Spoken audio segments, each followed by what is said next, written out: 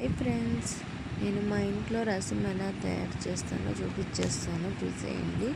ముందుగా టమోటాలు, కొంచెం చింతపండు తీసుకొని కొంచెం ఉప్పు వేసుకోవాలి, కొంచెం ఆయిల్ వేసుకోవాలండి. దాంట్లోనే వాటర్ పోసుకోవాలి, చూపిస్తున్నాం కదా చూపించినట్లుగా.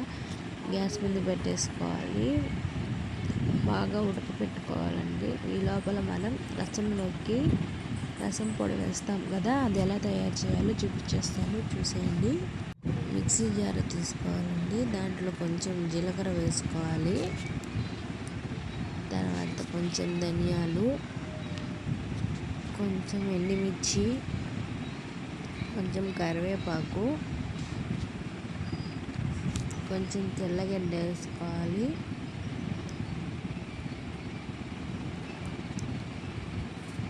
వేసుకున్న తర్వాత కొంచెం మిరియాలు వేసుకోవాలండి.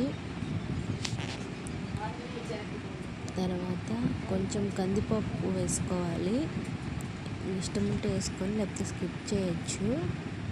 తర్వాత మెత్తగా గ్రైండ్ చేసుకోవాలి. ఈ లోపల టమోటాలు ఉడికాయో లేదో చూసుకోవాలండి. ఉడికిన తర్వాత చల్లారబెట్టుకోవాలి, తర్వాత బాగా పిసుక్కొని పక్కన పెట్టుకోవాలండి.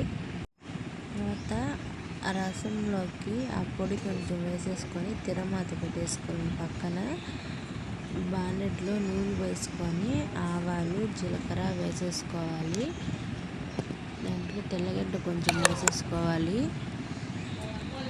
కరివేపాకు, ఎండుమిర్చి వేసేసుకోవాలండి. వేగిన తర్వాత అవి రసంలో తిరమాత పెట్టేసుకున్నాం కదా, అవి రసంలో వేసేసుకుంటే అంతే అండి. రసం పొయ్యి ముందు పెట్టేసుకోవాలి. అలాగే కొంచెంసేపు రసం తెల్లిన తర్వాత ఆఫ్ చేసుకోవాలండి.